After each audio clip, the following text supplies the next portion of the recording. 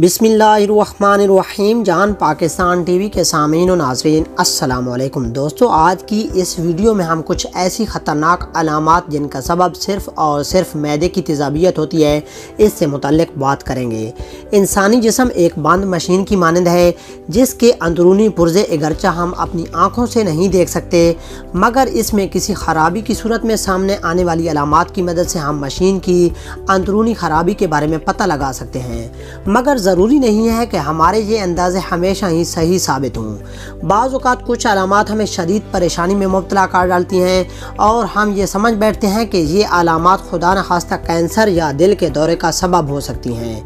मगर हकीकत में इन अलामात का सबब सिर्फ़ और सिर्फ मैदे में बढ़ती हुई तेज़ाबियत होती है। ऐसी ही कुछ अलामात के बारे में हम आपको बताएंगे जो बज़ाहिर तो किसी बड़ी बीमारी का सबब महसूस होती हैं, मगर हकीकत में इनका सबब सिर्फ मैदे की तेज़ाबियत होती है। ये जानने से पहले दोस्तों, अगर आपने हमारे चैनल को सब्सक्राइब नहीं किया तो प्लीज़ सब्सक्राइब कर लें और साथ बेल आइकन को भी दबाएं और वीडियो को भी लाइक कर दें। खाना खाते हुए बार बार गले में फंदा लगना और खाने का गले में फंस जाना लोगों को परेशान करने का बायस बन सकता है। बाज़ औक़ात लोग इसको खाने की नाली के तंग हो जाने से मामूर करते हैं और कुछ लोग जो वहमी होते हैं वो इसे कैंसर से भी ताबीर कर सकते हैं, मगर हकीकी मायनों में इस तकलीफ़ का सबब मैदे की तेज़ाबियत होती है जो कि ग़ज़ा की नाली के रास्ते को तंग कर देता है, जिसकी वजह से ग़ज़ा मैदे में जाने की बजाय वापस आ जाती है और महसूस होता है कि गले में फंदा लग गया है।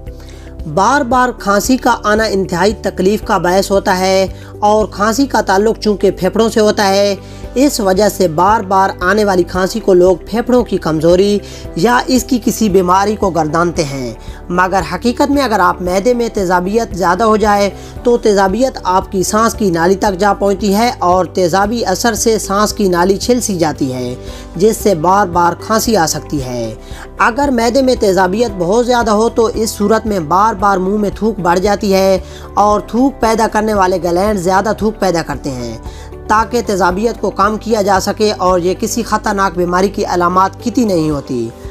मैदे में पैदा होने वाली तेज़ाबी असरात के सबब सीने पर दबाव महसूस होना एक आम सी बात है, मगर सीने में होने वाला ये दबाव अलामात के हिसाब से दिल के दौरे से मुशाबहत रखता है और इस दबाव के बायस लोग डर कर डॉक्टर के पास भागे भागे चले जाते हैं, जबकि अक्सर औक़ात सीने पर होने वाला ये दबाव हकीकत में मैदे में होने वाली तेज़ाबियत की वजह से होता है।